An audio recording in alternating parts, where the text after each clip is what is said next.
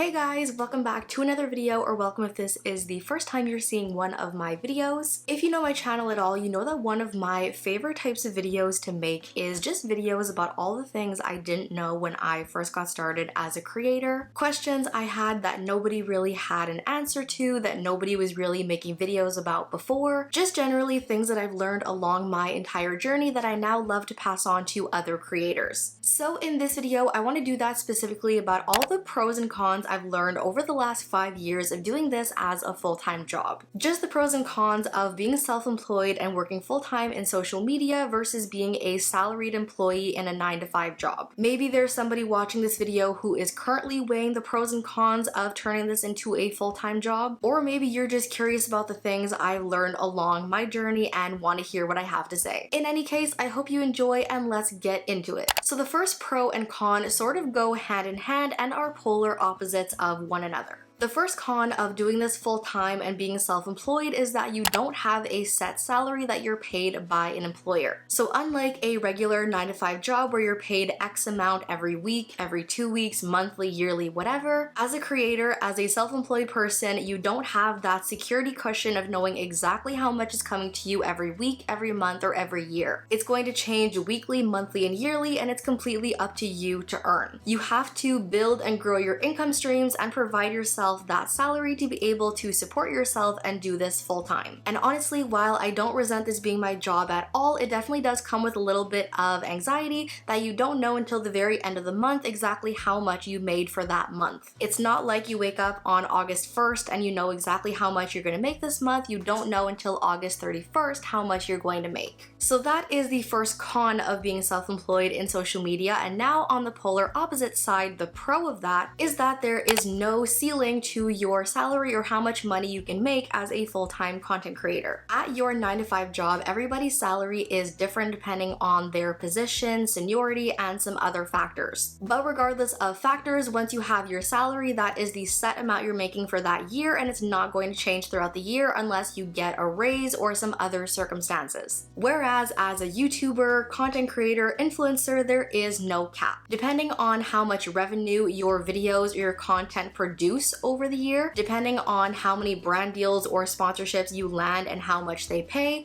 depending on how your affiliates perform for the entire year, depending on how much money your digital products generate if you are selling digital products. The sky is literally the limit, and there's no cap on how much money you can make monthly or annually as a self-employed creator. Which personally, as a self-employed content creator, I think is a super underrated blessing, especially as a woman, because there are just so many women in the workforce right now who are fighting for equal pay and to get better pay and better circumstances. When I first got monetized through AdSense on YouTube, I was making about $100 a month off my videos. Then I began creating some new income streams and stacking my income streams. I started getting closer and closer to turning that into a full-time income and eventually making it my job, where there is absolutely no cap or limit on how much I can make. So as a woman who is running this business completely on my own, that is something I'm super grateful for. Now let's stay under the pros column for a minute and talk about PTO. So in a 9-to-5 job, you have to put in for paid time off. You have to wait for it to be approved. And in a lot of cases, if you don't at any point find a reason to take that time off, you oftentimes just lose it. On top of that, you also have X number of sick days that you can take off. And unless you have a really awesome boss, if you use all of those and need to use another one, well then too bad. Being self-employed, working for myself, putting together my own work hours and schedule, I control all of my PTO myself. When my mom and I go to Disney every year on vacation for my birthday, I usually take that entire week off. Last year when I had COVID, I was completely glued to my bed for like a month and couldn't leave to film anything or work. In each of those cases, I don't have to put in for paid time off, don't have to ask for anybody's permission, I can just give it to myself. And you know what? Let's be honest, life happens, things pop pop up out of the blue, circumstances change, and that's just how life works. So it's just really nice to have that flexibility and that ability to take time off literally whenever I want without having to ask anybody's permission first. The con on the other side of that is that the recuperation is completely up to you. If I go on vacation for a week and I'm not creating or doing anything for that entire week that I'm away, then that's an entire week or 2 weeks or even a month that I'm not posting any new content and not generating any new income off of them. It's not like a 9-to-5 job where if you take paid time off, you're being paid while you're off of work for that time. Now, I have set myself up in a way where if I don't post any videos on YouTube for a week, 2 weeks, or a month, as I have in some cases when life got a little real, I have older videos on my channel that are still generating daily revenue. I have my other income streams that are working in the background even when I'm sleeping or on vacation. But that is something that as a self-employed person, you are completely and totally accountable for on your own. Nobody's going to pay you for that time off. Nobody's going to take care of that for you. It's completely up to you to handle and figure out on your own. So it is really nice to have that flexibility and the ability to just say, I want the day off, but it's also up to you to make up for it or figure it out however you have to. Now, something that neither self-employed nor salaried employees are exempt from is burnout. And though I absolutely adore my job, burnout is something I have definitely experienced as a creator, and it's something that is no fun to deal with and can really set you back, especially when you're a creator who wears all the various hats in your business: planning, filming, editing, thumbnail making, all the business side of things, brand deals, partnerships, essentially keeping all the various parts and cogs of your business running smoothly. And to some people, being a content creator doesn't seem like that difficult of a job. A lot of people think it's really easy or it's something any lazy person can do, but I'm here to tell you it can be extremely taxing and you can get burnt out really, really easily. And actually, psychological studies have found that self-employed people are at a much greater risk than salaried employees to get burnt out. So if this is something you've ever experienced as a creator or a self-employed person, if it's something that you fear having to deal with,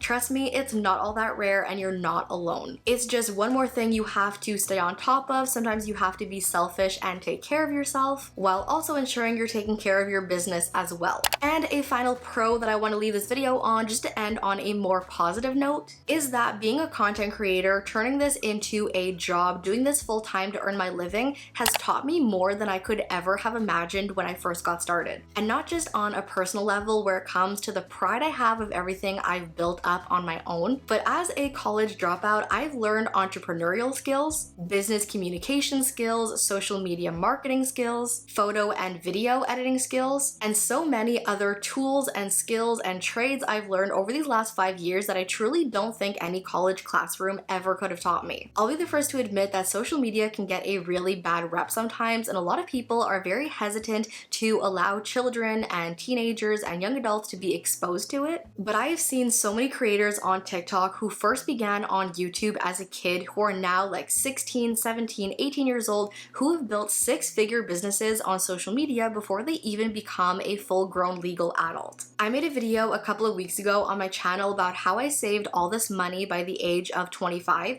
and that really all comes down to these different skills I've learned over the course of my career as a creator that I really don't think I could have picked up anywhere else. I am so truly grateful for every experience and lesson I've learned over these last 5 years, even the ones that were not so great to go through, the ones that came with hardships, the ones that came with some struggles. Every single thing I've been through on this entire journey has brought me to where I am, and I'm so grateful for it. But that, you guys, is it for this video. That is everything I had to share for this video, all about the pros and cons I've learned over the course of my journey as a full-time creator. Honestly, there are so many other things I could have shared in this video, so if you guys want this to be more of like a series, I can definitely make more videos like this one. Just let me know down below. As always, thank you all for watching. Love you all to the moon and back, and I'll see you in my next video.